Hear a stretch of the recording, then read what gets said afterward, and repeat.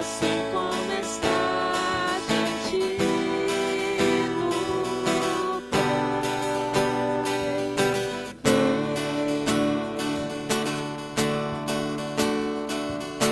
Toda língua confessará ao Senhor, todos os joelhos se dobrarão, mas aquele que a ti escolher, o tesouro maior terá. Toda língua confessará ao Senhor, todos os joelhos se dobrarão, mas aquele que a ti escolher, o tesouro maior terá.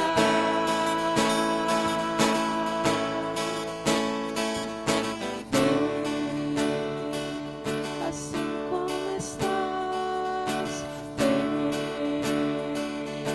para adorar, vem.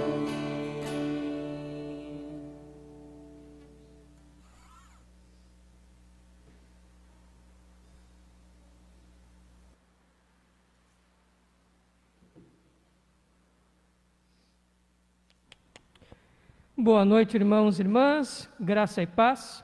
Sejam todos bem-vindos, todas bem-vindas ao nosso culto presencial, ainda dentro da pandemia, resguardados pelas medidas sanitárias, então de máscara, com uso de álcool gel, até um tapete ali com um produto que higieniza os pés. Enfim, estamos bem protegidos. É difícil, né? Gostaríamos de estar sem máscara, podendo nos abraçar, podendo conversar próximos, jantarmos juntos, almoçarmos juntos, mas haverá tempo para isso também. A Bíblia fala em Eclesiastes capítulo 3 que há tempo para tudo. E um dos versículos diz que há tempo de se afastar, de abraçar. Talvez chegamos agora nesse tempo de afastar, de abraçar. Mas mesmo assim, com toda a restrição, é uma alegria recebê-los e recebê-las na casa do Senhor. Nós vamos orar, iniciando o nosso culto. Santo e eterno Deus, nós lhe rendemos graças por tudo o que o Senhor tem feito, pela tua graça, pelo teu infinito amor, pela tua misericórdia. Este culto é para ti, ó Pai, feito por lábios e corações impuros, santos pecadores, mas justificados por Cristo Jesus. É o melhor, ó Pai, que nós temos a fazer. Sabemos que não é suficiente, mas assim como o pai que aceita aquele rabisco do filho pequeno com alegria no desenho, aceite o nosso culto, ainda que imperfeito, ó Pai. Com singeleza de coração nós lhe adoramos nesta noite, em nome de Jesus. Amém. Vamos ler a carta de Paulo aos Colossenses, capítulo 2. Colossenses, capítulo 2.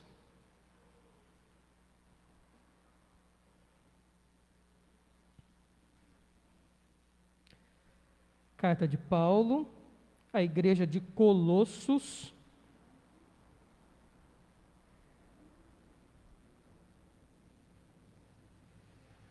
capítulo 2, versículo 13 e versículo 14.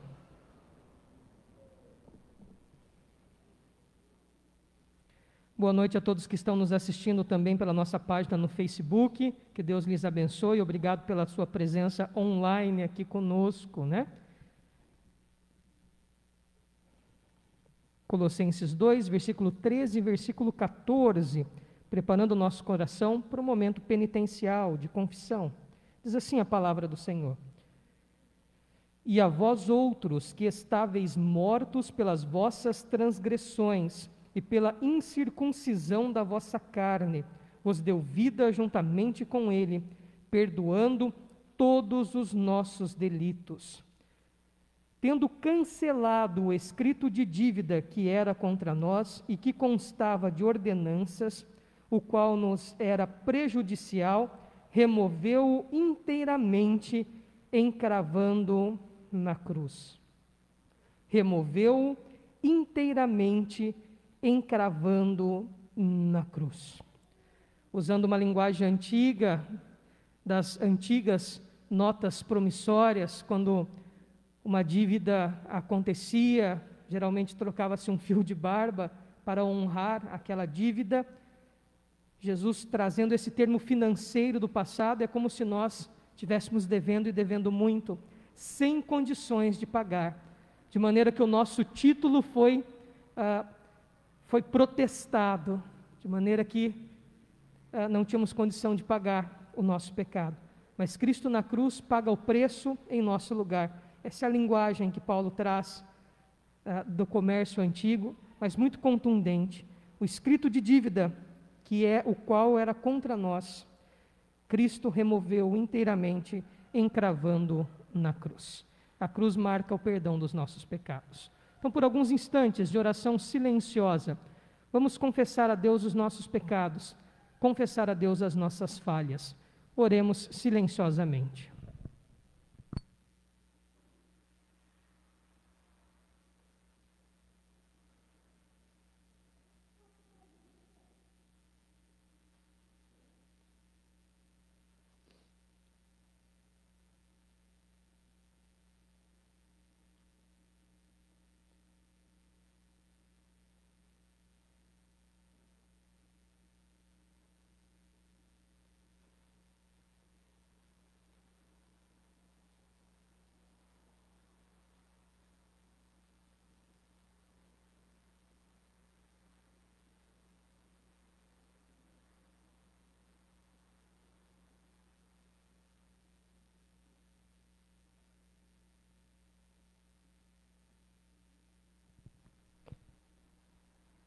Nos deu vida juntamente com Ele, perdoando todos os nossos delitos.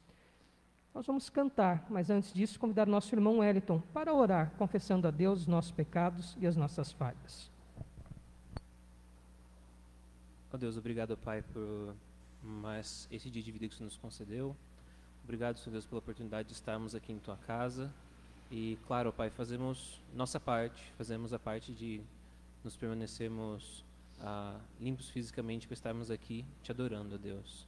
Mas apesar de tentarmos nos limpar, tentarmos estar limpos perante Ti, nós somos todos sujos, todos pecadores e não merecemos, ó Deus, a Tua graça, Senhor Deus. Não merecemos nada de Ti, porque se fôssemos merecedores, Senhor Deus, com certeza seríamos muito melhor, mas não depende de nós, ó Pai. E por isso nós somos muito gratos. Somos gratos, ó Pai, porque Tu mandou Teu Filho por nós. E mesmo sabendo que somos pecadores, falhos, miseráveis, o Senhor ainda assim nos ama e nos dá a oportunidade de estarmos aqui, Pai, reunidos fisicamente ou então reunidos através da internet, para que a gente possa estar louvando a Ti, ouvindo mais a Tua palavra, aprendendo de Ti a cada dia. Você possa estar abençoando a nós, a todos que estamos fisicamente ou na internet, e aqueles que também não estão, você possa estar chegando neles de alguma forma, que sabemos que Tu chegas, ó Pai. Pedimos que esteja conosco durante esse culto, durante essa semana também. Perdoe nossos pecados, Senhor Deus, que são muitos. Em nome de Jesus que te oramos. Amém.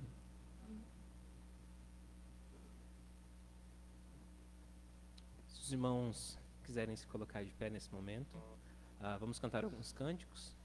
E o primeiro não é em Colossenses 2, mas é o texto que vem antes desse texto que a gente acabou de ler, Colossenses 1.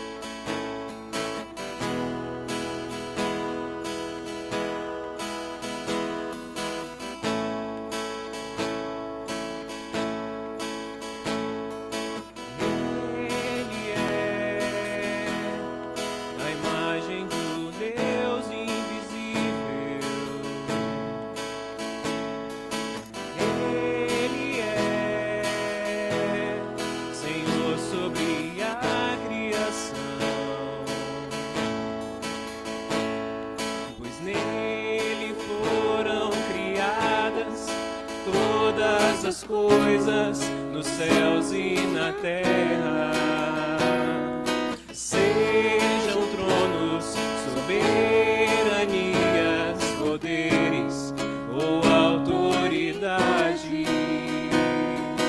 Ele é antes de tudo e a todos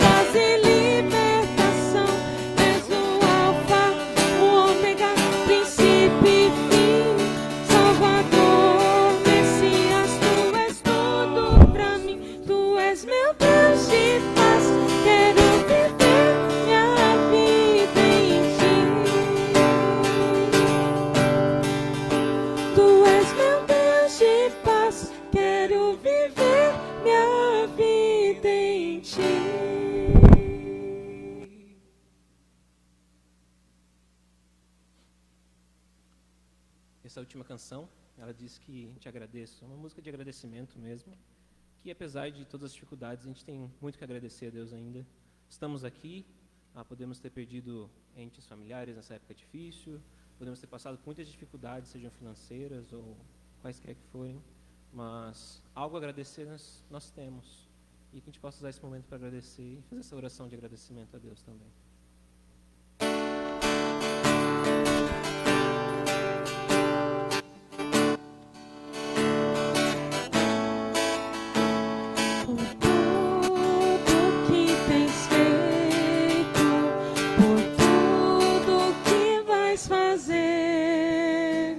Por tuas promessas e tudo que és, eu quero te agradecer por todo o meu ser,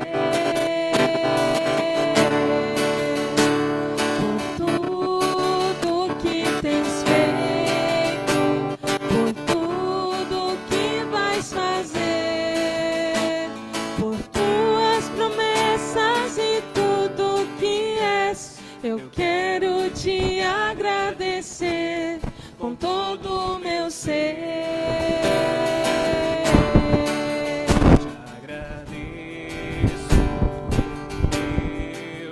Te agradeço, meu Senhor.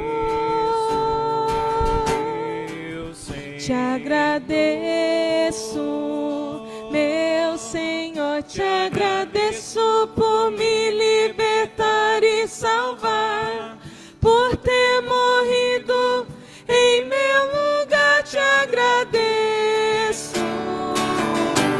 Jesus, te agradeço, eu te agradeço, te agradeço,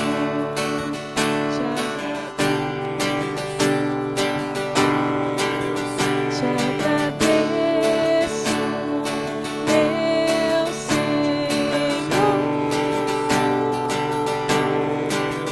Te agradeço, meu Senhor, te agradeço por me libertar e salvar, por ter morrido em meu lugar. Te agradeço, Jesus, te agradeço, eu te agradeço, te agradeço. Amém. Vamos fazer mais uma oração? Ó Pai, te agradecemos, Senhor, por estarmos aqui, te agradecemos, apesar de tudo, ó Pai. Agradecemos por podermos cantar a Ti, te render louvores e sermos livres por isso. E não esquecemos, ó Pai, de toda a dor que temos, mas sabemos que Tu estás à frente de tudo e sabe o que fazes, ó Pai, e em Ti confiamos. Esteja conosco sempre e em nome de Jesus que te oramos, ó Pai. Amém. Amém. Podem se sentar.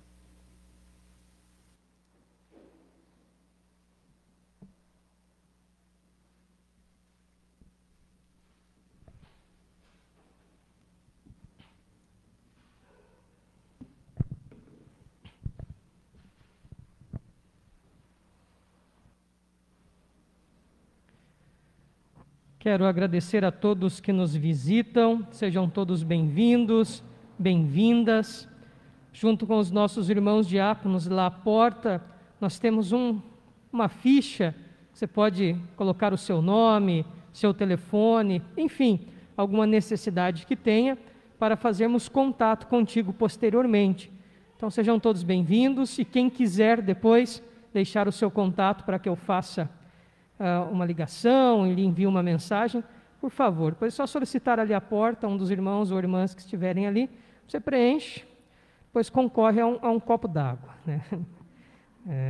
Um copo d'água faz falta e vai no desertão do Saara lá, você vê. Vale mais que ouro. Brincadeiras à parte, sejam bem-vindos, é uma alegria recebê-los e recebê-las. Tem alguns avisos importantes. Primeiro, os nossos dízimos e ofertas, como que estamos trabalhando? O gasofilácio, que é aquela caixa de madeira gigante ali na porta, onde a gente deposita, né? Você já é um nome mais bonito para o negócio, né? Você faz a sua oferta presencialmente, quando você sai ou quando você entra, para não ter aquele acúmulo de pessoas aqui à frente, que é praxe da nossa liturgia. Tem o álcool ali à disposição, canetas, envelopes, etc. Então, pode fazer na entrada ou na saída.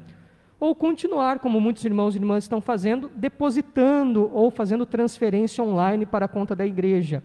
Caso você não tenha esses dados e queira ofertar, dizimar, seja presencialmente ou por transferência e etc., é só solicitar também que nós enviamos para você os dados bancários da nossa igreja.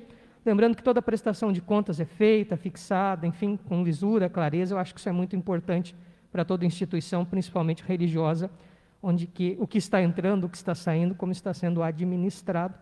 Então é marca da nossa igreja essa transparência na administração financeira. Não é à toa que estamos há 161 anos no Brasil sem nunca termos um problema sequer nesse sentido. Glória a Deus por isso. Os nossos cultos continuam os domingos às 9 da manhã e às 19 horas, que são 2 cultos iguais. Muda alguma coisa com a canção, porque nós fizemos duplas, né?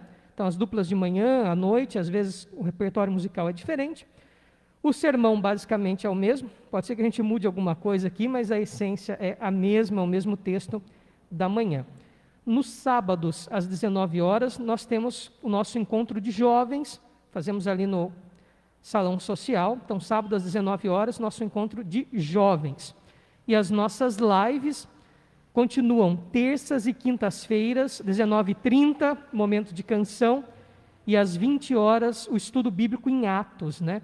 E desde a pandemia já estudamos Romanos, já estudamos 1 João, já estudamos Oséias, e estamos agora já no meio do livro de Atos dos Apóstolos.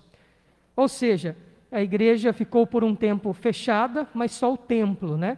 A verdadeira igreja, que são os irmãos e irmãs que a compõem, estiveram sempre atentos, servindo ao Senhor, socorrendo os aflitos e necessitados. A igreja esteve sempre aberta e atuante, apesar do templo da edificação estar fechada por alguns meses. Bom, dados os nossos avisos, para a nossa meditação, Lucas capítulo 19. Agradeço aos diáconos, né, que sempre chegam mais cedo, preparam toda a igreja. No pós-culto higienizaram bancos por bancos, né? Todos os bancos foram higienizados após o culto da manhã, todos os utensílios, tudo que é usado para o culto foi higienizado pela junta diaconal no pós-culto. Durante a semana também enfim, então está tudo bem arrumadinho. Então agradeço aos diáconos essa disposição gigantesca em nos servir, em servir a casa do Senhor. Lucas 19, de 1 a 20. Lucas 19, de 1 a 10, perdão, falei de 1 a 20, não, de 1 a 10. Faz tanto tempo que eu não escrevia de caneta que o meu 1 parece um 2 aqui. E se alguém pergunta, falando, não, é que eu escrevi em hebraico. Lucas 19, de 1 a 10. Lucas 19, de 1 a 10. É um texto muito conhecido. Virou até musiquinha uma época, eu não aguentava mais ouvir essa música. Lucas 19, de 1 a 10. Diz assim a palavra do Senhor. Entrando em Jericó, atravessava Jesus a cidade. Eis que um homem chamado Zaqueu, maioral dos publicanos e rico, procurava ver quem era Jesus, mas não podia por causa da multidão, por ser ele de pequena estatura. Então, correndo adiante, subiu a um sicômoro, a fim de vê-lo, porque ali havia de passar. Quando Jesus chegou àquele lugar, olhando para cima, disse-lhe: Zaqueu, desce depressa, pois me convém ficar hoje em tua casa. Ele desceu a toda pressa e o recebeu com alegria. Todos os que viram isto murmuravam, dizendo que ele se hospedara com um homem pecador.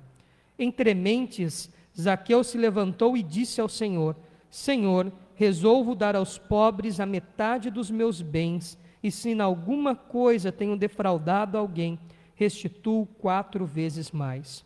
Então Jesus lhe disse: Hoje houve salvação nesta casa, pois que também este é filho de Abraão, porque o Filho do Homem veio buscar e salvar o perdido. Oremos.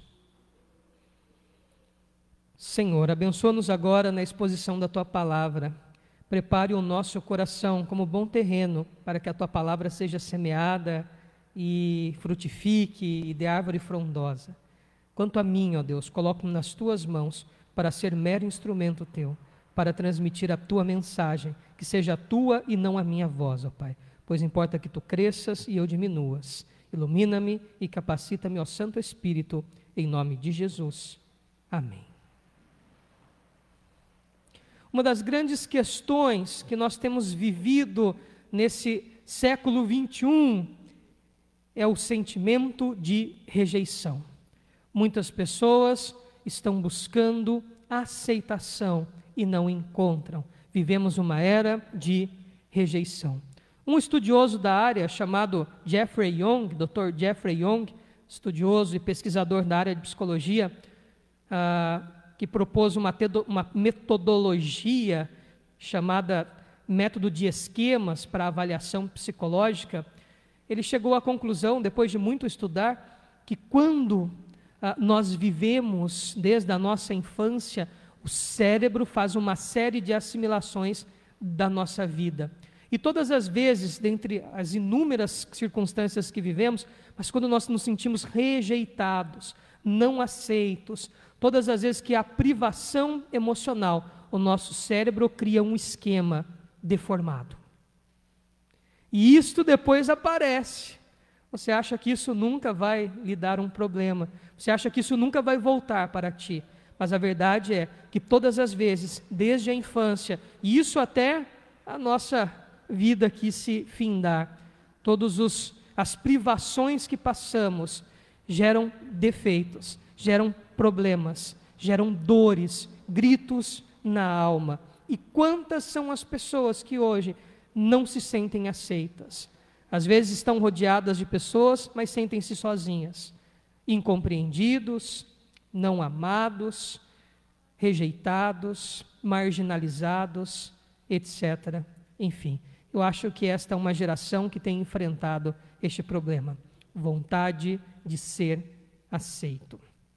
Estamos diante de um texto muito rico, e se fôssemos tentar estudá-lo e esgotá-lo teologicamente, teríamos que ter inúmeros estudos. Então eu quero focar num dos inúmeros lados e possibilidades que esse texto nos traz, que é sobre o Zaqueu, que queria ser aceito, mas sentia-se rejeitado. E logo você vai entender o porquê. Diz que Jesus estava... É interessante que Jesus é itinerante, né? Nos 4 evangelhos você vê um Jesus se movimentando.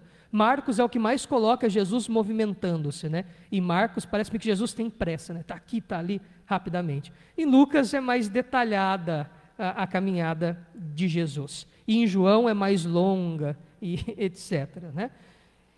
Então Lucas mostra esse Jesus que vai indo lugar a lugar. Então ele chega a Jericó, atravessa a cidade, e uma multidão sempre acompanha Jesus. E Zaqueu, um homem que morava ali, e o texto identifica quem ele era: maioral dos publicanos e rico. Bom, maioral dos publicanos. O publicano era o cobrador de imposto antigo, né? Então, cobrador de imposto seria uma tradução possível aqui para o termo publicano, que não tem nada a ver com república ou republicano, né? Publicano. Quem era o publicano? Era um funcionário do Império Romano que cobrava impostos e taxas. Geralmente o publicano, o cobrador de imposto que é citado no Novo Testamento, era um judeu que então aceitava esse trabalho. Roma geralmente procurava judeus que eram letrados, que conheciam o aramaico, que era a linguagem comum, mas também o grego e alguma coisa de latim, afinal tinham que se comunicar com os romanos, que fosse bom de fazer conta, né? Enfim. E como que funcionava isso aí? Roma não pagava um salário fixo para esses cobradores de impostos, dava um posto a eles, oficial, e alguns tinham até soldados romanos para guardarem, né? Havia uma escolta. A renda deles vinha de uma sobretaxa que eles colocavam sobre a taxa e sobre o imposto. Daí vem o termo ágio, vem a palavra agiota, né? Então, se o imposto lá previsto era uma moeda, o que o publicano ou o cobrador de imposto fazia? Cobrava duas, uma era para ele, uma era para Roma. Pagando a alíquota de Roma, se você cobrasse 10 vezes mais a taxa, não era problema. Roma não tinha problema com isso, desde que a parte estipulada deles chegasse até o império. E eles enriqueciam, mas a um alto custo. Zaqueu não era um simples publicano, fala que ele é o maioral dos publicanos, ou seja, ele era um supervisor daquela região. Ele era um supervisor, ele administrava um grupo maior de publicanos. O texto dizer "e rico" é quase que redundante, provavelmente ele era muito rico. O que mais se aproxima, resguardada a distância histórica do Novo Testamento, hoje em cargo seria um auditor da Receita Federal. Aliás, um concurso muito cobiçado, com um salário imenso, né? Então, o publicano é como se fosse um auditor da Receita hoje. Em status, é óbvio, né? Temos 2000 anos aqui de diferença histórica, tá? Então, não pensemos de maneira anacrônica, achando que ele era um concursado e etc. Mas só para você ter uma ideia, a importância que era o publicano. Mas isso tinha um custo religioso. O judeu, na sua cabeça, acreditava que o imposto devido era só aquele que eles pagavam no templo, a taxa religiosa, o dízimo. Geralmente, eles davam em coisas, né? Nem em questão de dinheiro, apesar também de você ter essa possibilidade de fazer a avaliação financeira dos seus bens e entregar no templo. Mas, geralmente, eles davam o dízimo da hortelã, segundo Jesus, do cominho, ou seja, até dos temperos e das ervas, dos animais que tinham, das suas colheitas, e etc. Os que eram assalariados, que recebiam algum bônus financeiro, é óbvio que davam daquilo que recebiam financeiramente. E para eles aquela era a taxa, aquele era o imposto. Porque na cabeça do judeu, todas as vezes que eles foram obrigados a pagar algum imposto para um estrangeiro, eles viviam sob opressão. Ora dos egípcios, ora dos assírios, ora dos babilônicos, ora dos persas, ora dos gregos ali, século IV, século III, agora dos romanos. Então, para eles, pagar imposto ao estrangeiro sempre estava ligado a uma questão de opressão. E, de fato, eles eram quase que um reino vassalo, um reino escravo do Império Romano nesse período. Eles tinham alguma autonomia política, mas quem governava o mundo conhecido aqui até então era Roma, pela sua expansão imperialista. Então, para eles, pagar esse imposto era uma ofensa. Imagine agora um judeu, irmão seu, patrício, da mesma raça, e veja, os judeus levam muito em consideração essa questão étnica da raça, virar um cobrador de impostos. Bom, quando isso acontecia, era um caso muito raro, né? Divórcios no passado, mas a mulher podia deixar o marido, ir embora com os filhos. A família geralmente abandonava o judeu casado quando se tornava um publicano. Outros permaneciam, né? Outros familiares ficavam, a esposa e filhos, mas pai, mãe, irmão, geralmente se distanciavam, abandonavam essa pessoa. Então ele perdia convívio familiar, perdia amigos. Todos aqueles amigos judeus ali, desde a infância, o abandonavam. Não vamos nos relacionar com um cara assim. Entre uma prostituta e um publicano, havia mais honra na prostituição do que ser publicano nessa época. Era visto como uma alta traição, como um blasfemo. Então, família, amigos, esquece.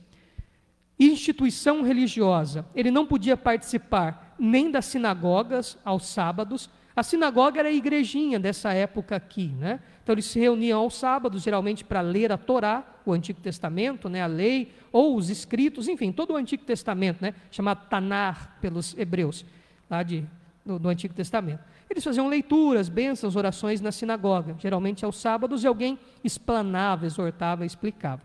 E o indivíduo aqui, que era publicano, não podia participar, porque ele era publicano.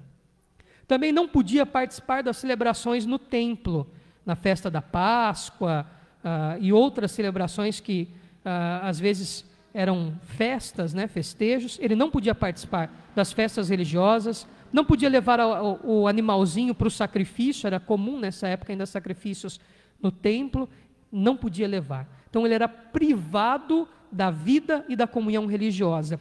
E o parecer dos líderes religiosos para um publicano era: amigo, você já está no inferno. Então não adianta você buscar Deus, você já é do capeta agora.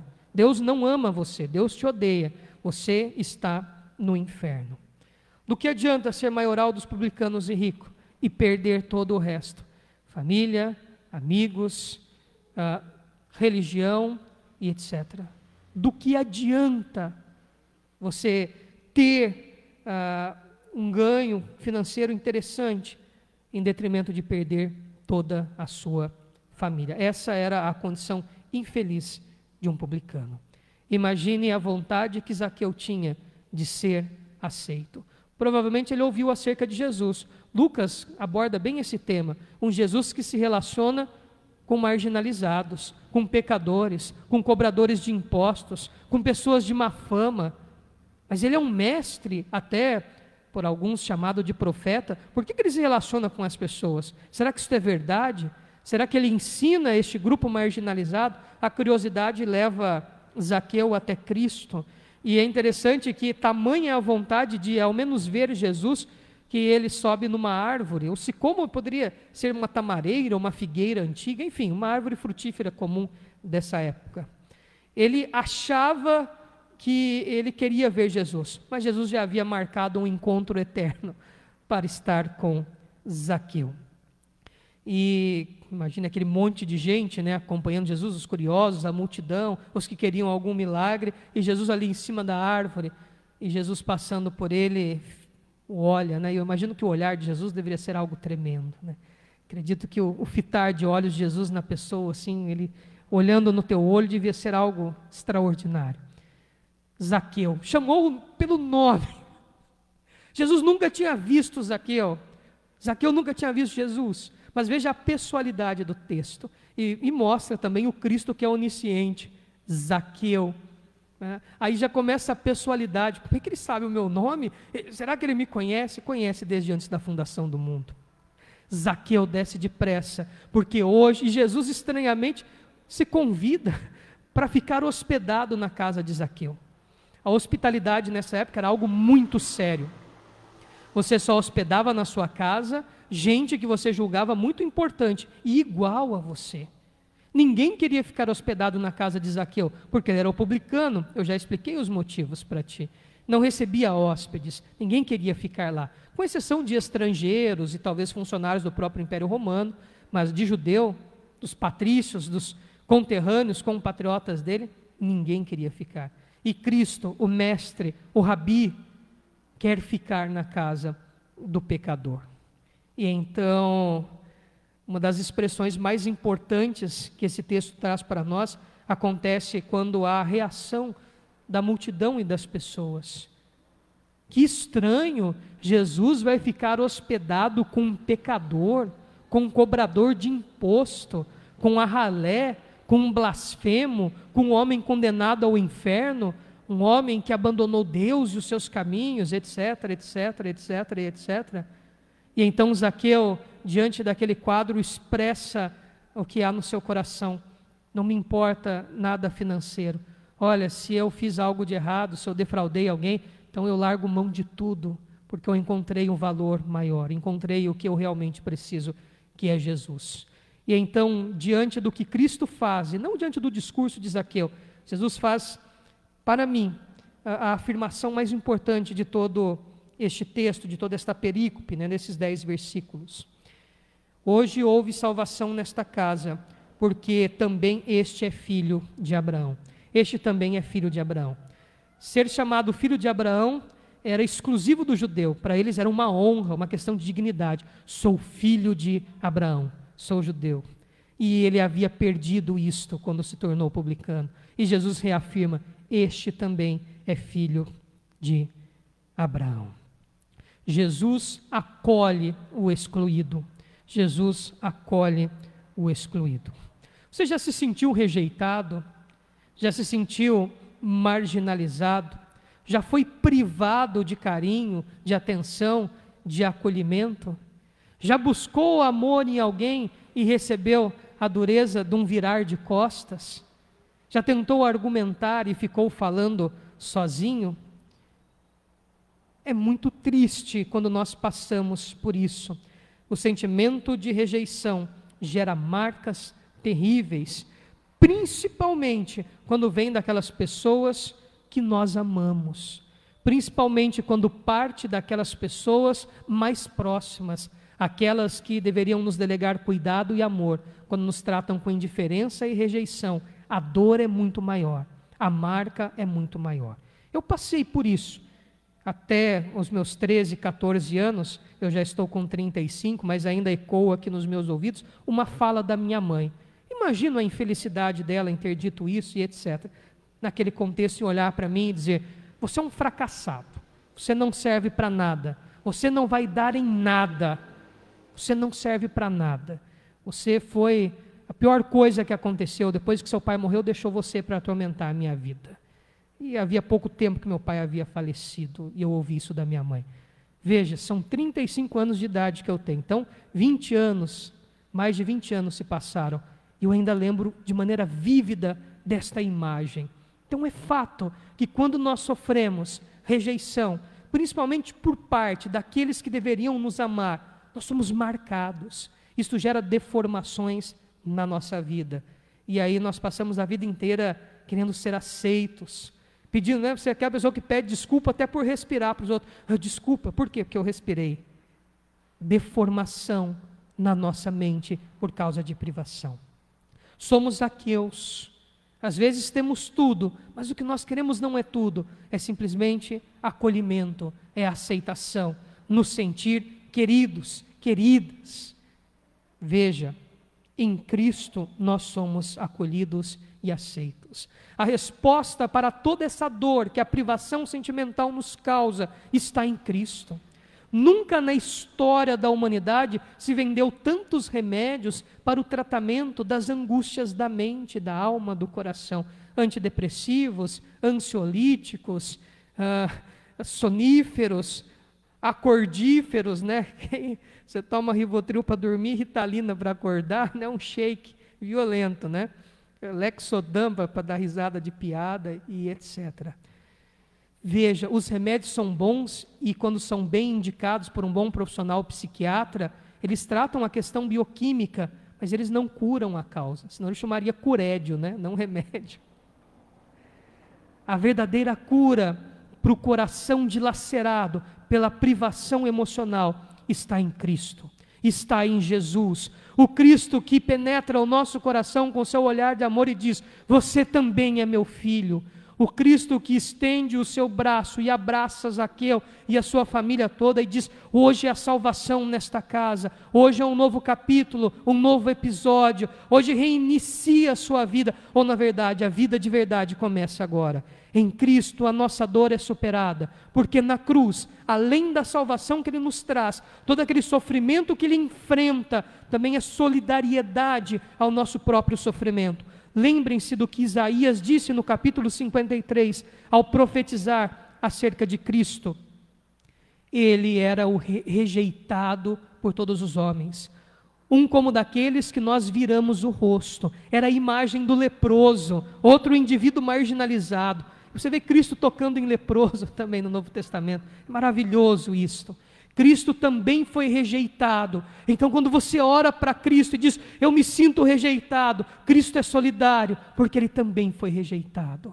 É o Deus que ao encarnar-se em Cristo, ao se fazer carne, também sofre a nossa angústia. Por isso há solidariedade na cruz, há salvação na cruz, mas também a solidariedade. É o Cristo que nos acolhe, é o Cristo que está apto e que não está nem aí para a opinião pública, é aquele que acolhe o pecador, pois eu vim salvar e buscar o perdido. Todas as pessoas que são cheias de justiça própria, todas aquelas pessoas que acham que vão ser aceitos de Deus pela disciplina terrível que tem em guardar todas as leis e mandamentos, estão vivendo no Antigo Testamento. Cristo é aquele que nos aceita e muda o nosso caráter e a nossa vida.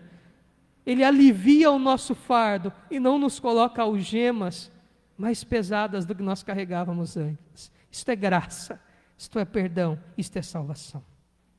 Ainda hoje existem inúmeras pessoas, assim como Zaqueu, precisando sentirem-se aceitas, acolhidas, amadas, pessoas que precisam de atenção. E hoje, em 2020, aonde é o local que Cristo continua curando essas pessoas? Na igreja. Na igreja. A igreja é o braço de Jesus, a mão estendida de Cristo às pessoas que sofrem. A igreja são os braços de Cristo para abraçar e acolher o Zaqueu. Quem converte uma pessoa é Jesus. Ninguém é convertido por aceitar Jesus ou porque tomou uma decisão. Olha, eu estou avaliando bem a minha vida. Não. Quem converte o indivíduo é o Espírito Santo. É só você fazer uma avaliação de 5 segundos do seu coração e pensar nas maldades que você ainda faz. Você acha que com vontade própria sua você ia querer caminhar com Cristo? Nada, ia querer estar no botecão nessa hora lá, tomando um cachaça com torresmo, e olha lá ainda. Então o Espírito Santo dá o pontapé inicial da salvação. Quem converte é Cristo. Mas qual que é o papel importantíssimo da igreja? Abraçar todas essas pessoas, sem fazer acepção. Sem fazer acepção. A igreja não muda o caráter de ninguém, a igreja não doutrina ninguém, no sentido de que, aqui você tem que... Nós apenas ensinamos e acolhemos. Quem converte, quem muda, quem transforma é o Espírito Santo e é o amor de Deus. Imagine depender de mim, pastor Anderson, miserável pecador que sou, ter que converter alguém, estaríamos todos condenados, estaríamos todos perdidos. Mas veja, o objetivo e a responsabilidade da igreja não é converter ninguém, mas abraçar e acolher. Abraçar e acolher o excluído, o rejeitado, o marginalizado, aquele que está sem esperança. Olha que texto maravilhoso que nos traz dupla lição. Se por um lado é um texto que nos acolhe, nos acalenta do Cristo que entra na nossa casa e tem comunhão conosco à mesa, que come conosco e nos aceita pecadores e cura toda esta dor da rejeição, que nos aquece o coração. Também é o Cristo que nos desafia enquanto igreja para sermos braços e abraços dele e dizermos a estas pessoas aí fora que estão gritando. Todas as vezes que eu tenho notícia que houve um suicídio, eu falo, olha lá, foi um grito que a igreja não ouviu. Todas as vezes que eu vejo alguém extremamente dopado em cima de uma cama, que não consegue viver a realidade, falo, olha lá, a pessoa gritando desesperadamente para nós, igreja, eu preciso deste Jesus, eu quero conhecê-lo. Todas as vezes que nós nos calamos, deixamos de acolher estas pessoas. É um texto que nos acolhe e nos faz amados, para que mostremos amor. Se Cristo nos acolhe e nos ama, há reciprocidade da parte nossa. Nós acolhemos e amamos as pessoas. E assim nós cumprimos o primeiro mandamento. Amarás o Senhor teu Deus de todo o teu coração, com toda a tua força, com toda a tua alma, com tudo o que você tem. Sabe quando você ama a Deus? Quando você ama o próximo. É o que diz Mateus 25. Quando Jesus, ao retratar o julgamento sob uma ótica totalmente diferente, diz assim: vocês à minha direita, vocês à minha esquerda, esse grupo me deu comida, me deu bebida, curou quando eu estava doente, me visitou preso e etc. E esse grupo não fez nada disso. E ambos os grupos questionam: Jesus, quando nós fizemos ou quando nós deixamos de fazer? Fizeram a mim tudo isto, comida, bebida, visita, atenção, amor, quando fizestes a um destes meus pequeninos, dos Zaqueus, dos marginalizados. Jesus, quando deixamos de fazer isso por você? Quando deixaram de fazer por estes meus pequeninos. Como você ama a Deus? Quando você ama o próximo. O amor é sempre uma prática em favor do outro. Então veja, é um texto que nos acolhe, mas também que nos desafia. É um texto bipolar, né? Tem dois polos para todos nós pensarmos e refletirmos. Irmãos e irmãs, tenhamos os ouvidos atentos para o Cristo que nos convida para ficar e entrar na nossa casa e sarar toda a dor e angústia que só Ele e o Espírito Santo podem curar. Mas também estejamos com os ouvidos atentos para ouvir o grito destas pessoas e mostrarmos para ela a graça e o amor de Jesus. Esta é a nossa única função como igreja. Esta é a nossa razão de ser igreja, acolher pecadores e pecadoras. O que Cristo diz acerca da sua missão? Porque o Filho do Homem... É interessante que Filho do Homem poderia ser traduzido simplesmente como ser humano. Porque o ser humano, ele se referindo a si, mas estende-se o desafio a nós. Veio buscar e salvar o perdido. Então, se é possível para o Cristo humano, também é missão da igreja, buscar e salvar o perdido. Que esse texto, de fato, venha ao encontro dos nossos corações, para nos curar e também para sermos instrumentos de cura na vida das pessoas. Oremos. Santo e eterno Pai, quantas vezes nós nos vemos rejeitados, querendo ser aceitos, e o que nós temos são costas viradas. Mas o Senhor é aquele que, quando nós gritamos, quando nós clamamos, os braços do Senhor não estão encolhidos, que não possam nos salvar. Os ouvidos do Senhor não estão tapados, para que o Senhor não nos possa ouvir. Pai, muito obrigado por isso. Estenda os teus braços de amor e, ó Santo Espírito, cura e restaura o coração de todos nós, todos aqueles aqui nesta noite, presentes e também que nos assistem pela internet, que se sentem como Zaqueu, vazios, esquecidos, rejeitados, sofrendo. Que a tua boa mão poderosa, que o amor do Santo Espírito cure e conforte esses corações. E que nós, enquanto igreja, estejamos atentos, aptos a abraçar, a acolher, a mostrar que aqui nesta igreja as pessoas são aceitas, a mostrar que na igreja presbiteriana de Blumenau as pessoas são amadas, mostrar às pessoas que estão sofrendo que aqui há abraço de Cristo, aqui há a graça do Evangelho, há o amor de Deus que transforma todo o nosso ser. Usa-nos, ó Pai, como instrumentos teus para ouvir o clamor daqueles que sofrem e levarmos esta mensagem de alívio e de salvação, que é o Evangelho. Que mais do que falar, estejamos aptos a acolher, a caminhar, a estar com aqueles que sofrem, mostrando amor e interesse. Usa-nos, cura-nos e seja uma reciprocidade de amor. Nós amamos, nós somos amados também para amar. Pai, desafia-nos com esse texto. Em nome de Jesus. Amém. Vamos nos despedir com a bênção do Senhor. Vamos todos nos colocar em pé. Mais uma vez eu agradeço a todos presentes, irmãos e irmãs. Irmãos e irmãs, que a graça do nosso Senhor e Salvador Jesus Cristo, o amor, a bênção de Deus, o eterno Pai, a comunhão e a consolação do Santo Espírito esteja com todo o povo de Deus aqui presente e espalhado sobre a face da terra, não só hoje, mas para todos sempre. Amém. Boa noite a todos e a todas. Bom feriado amanhã. Que Deus lhes abençoe.